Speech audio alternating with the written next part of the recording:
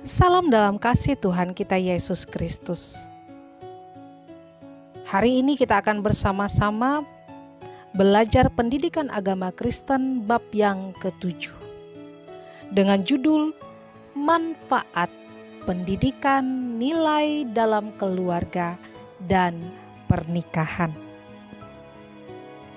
Mari kita berdoa.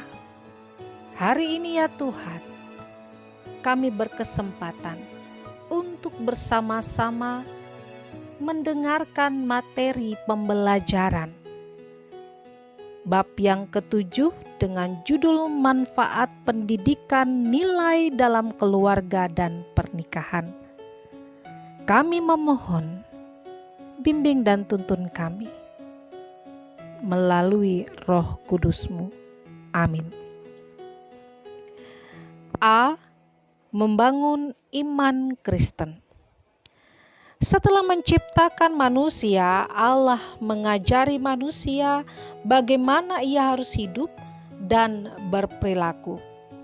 Ada nasihat, teguran, perintah, peringatan, hukuman, tetapi juga pengampunan. Allah juga tidak hanya memberi berkat jasmani, mencukupi dengan makanan dan minuman, tetapi juga memberi hukum dan petunjuk agar keluarga dapat hidup benar di hadapannya. Allah memberikan ke-10 hukum kepada bangsa Israel melalui Musa. Ke-10 hukum itulah yang menjadi standar hidup bangsa Israel. Dalam Ulangan 6 ayat 4-9, Allah memerintahkan kepala keluarga untuk mendidik anak-anaknya dalam ajaran yang benar tentang Allah. Bangsa Israel bukan hanya pengembara dan umat pilihan Allah. Mereka juga bangsa kesayangan Allah. Mereka mendidik anak-anak mereka tentang Allah. Mendidik anak di dalam keluarga tidak dapat dilakukan seperti di sekolah atau lembaga pendidikan yang lain.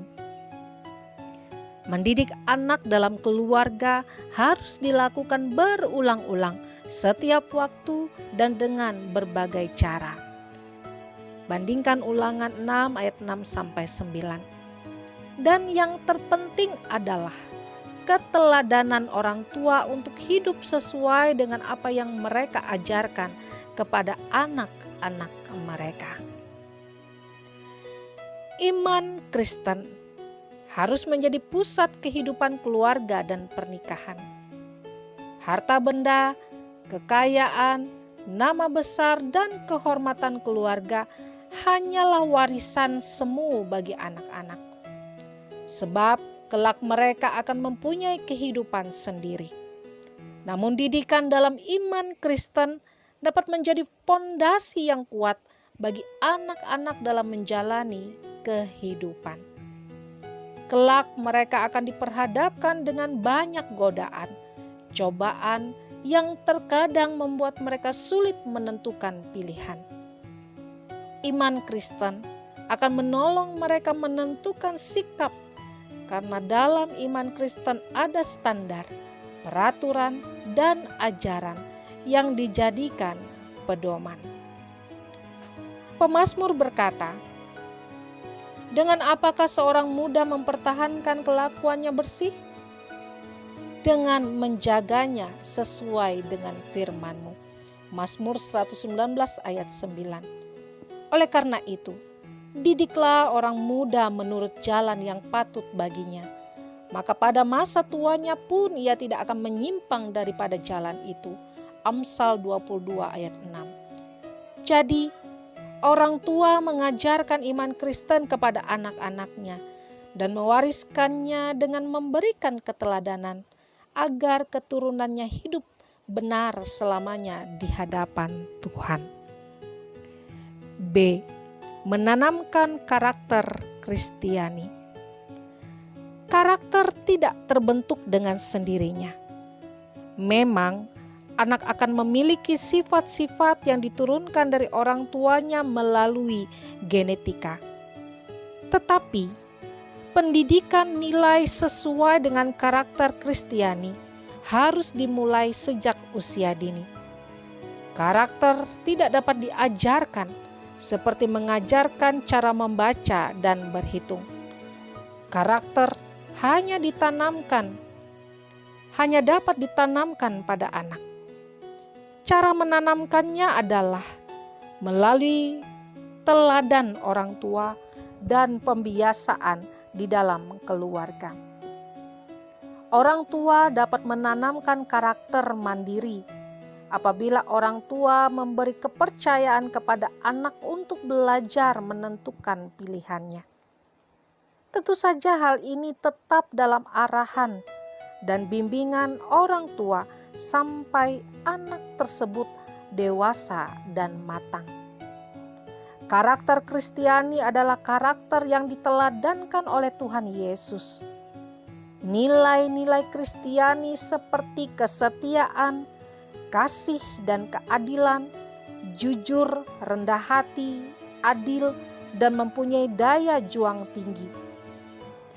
Orang tua dapat menanamkan karakter rendah hati jika mereka juga meneladankan cara hidup yang mudah memaafkan, berinisiatif minta maaf terlebih dahulu, menghargai orang lain, ramah, murah senyum, dan baik kepada siapa saja.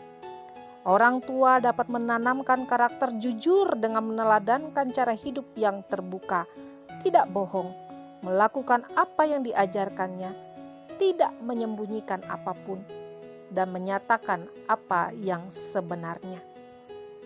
Anak akan meniru dan mencontoh teladan orang tuanya sampai menjadi gaya hidupnya sendiri. Oleh karena itu, teladan orang tua sangat penting dalam menanamkan karakter baik dalam keluarga dan pernikahan. C. Membentuk norma masyarakat.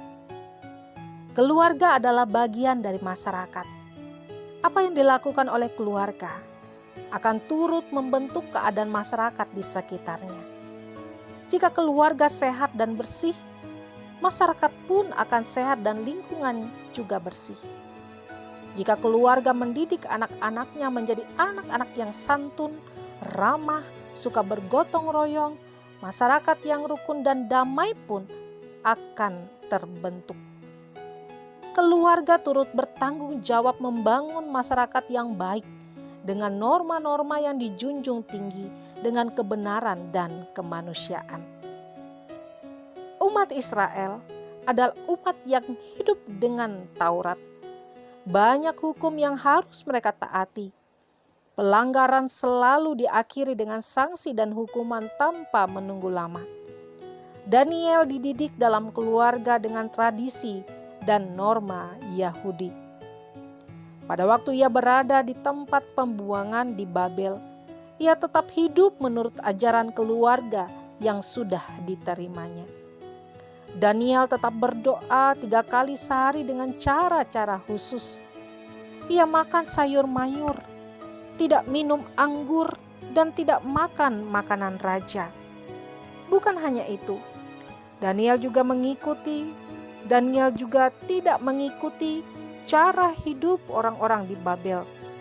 Ia hidup menurut tata cara, norma, dan ajaran Yahudi yang telah diterimanya sejak kecil. Daniel juga diperhadapkan dengan hukuman karena cara hidupnya tidak seperti kebanyakan orang. Ia menolak untuk menyembah Raja Nebukadnezar. Lalu Daniel dimasukkan ke dalam gua singa karena ia menolak menyembah raja. Tetapi Daniel tidak pernah lalai menyelesaikan semua tanggung jawabnya dalam pemerintahan raja. Alhasil, pada masa Raja Darius dikeluarkan perintah agar semua orang menyembah kepada Allah yang disembah oleh Daniel.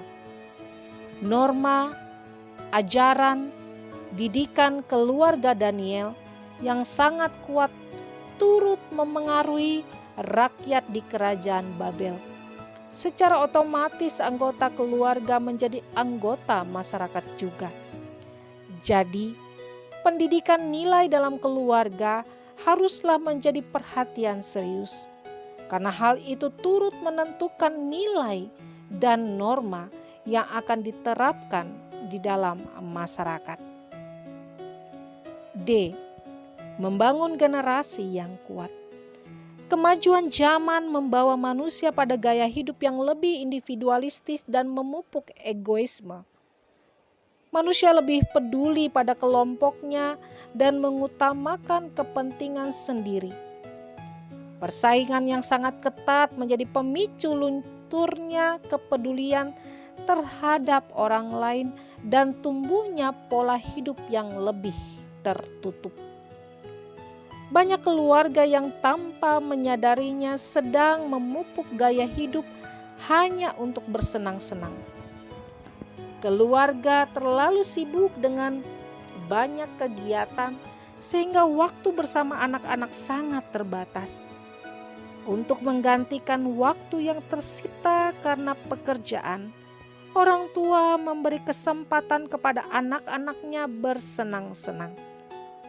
Orang tua bahkan cenderung memanjakan dengan cara memenuhi keperluan mereka secara berlebihan. Remaja lebih suka berkumpul di luar rumah bersama teman-temannya daripada bersama-sama keluarga di rumah. Sibuk bermain game online dan waktunya tersita untuk berkomunikasi dengan orang lain melalui telepon atau media sosial. Telepon genggam menjadi pusat kegiatan. Setiap hari generasi pabing tidak ada lagi waktu untuk bercengkerama dengan keluarga. Perasaan takut ketinggalan zaman, tidak update, tidak diterima oleh komunitas tertentu mendorong remaja eksis di dunia medsos. Masyarakat lebih suka bersenang-senang mencari hal-hal yang bersifat euforia belaka daripada hidup terikat dengan komitmen yang lebih serius. Setiap keluarga meneruskan generasi berikutnya. Keluarga yang membekali anak-anaknya dengan nilai-nilai Kristiani yang kuat dapat membangun generasi yang kuat juga. Pengertian generasi yang kuat dalam konteks ini bukanlah kuat secara fisik, tetapi kuat secara mental dan iman, serta memiliki wawasan yang benar terhadap tantangan zaman ini. Generasi keluarga tidak hanya dituntut untuk berilmu, tetapi juga berhikmat dan bijak menghadapi banyak tantangan gaya hidup modern. Keluarga yang mendidik anak-anaknya dengan nilai-nilai Kristiani akan mengajari anak-anaknya untuk peduli terhadap orang lain, melatih mereka untuk berbagi, suka memberi dan menyelesaikan masalah-masalah dengan cara yang baik demi kerukunan dan kedamaian. Keluarga bertanggung jawab mendidik anak, bertanggung jawab mengolah keuangan, melatih mereka untuk tangguh dan memiliki daya juang yang tinggi, serta mengasah kepekaan untuk peduli kepada semua orang. Pendidikan nilai di dalam keluarga dapat membangun generasi yang kuat, artinya dapat menghadapi tantangan zaman dengan sikap yang benar dan tanggung jawab memperjuangkan kehidupan dengan tujuan yang benar. Kita menutup materi kita dengan berdoa. Kami telah mendengarkan yaitu pendidikan agama Kristen bab yang ke-7, manfaat pendidikan nilai dalam keluarga dan pernikahan. Apapun manfaat itu, kami percaya itu berguna bagi kami. Tolonglah kami ya Tuhan untuk mempraktekannya dalam kehidupan kami setiap hari. Kami memohon bimbingan dan tuntunan-Mu. Amin.